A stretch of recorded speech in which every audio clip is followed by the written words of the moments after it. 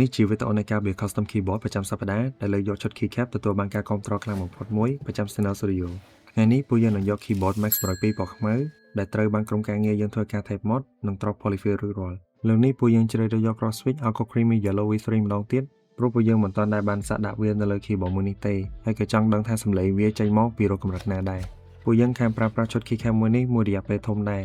ហើយក៏មិនទាន់ដែលបាន build នៅលើ keyboard Max 102ដែរអញ្ចឹងវាជាបទពិសោធន៍ថ្មីសម្រាប់ពួកយើងទាំងអស់គ្នា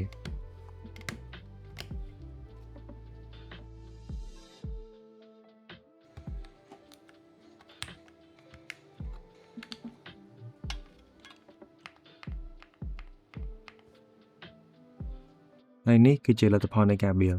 តោះយើងទៅមើលទាំងអស់គ្នា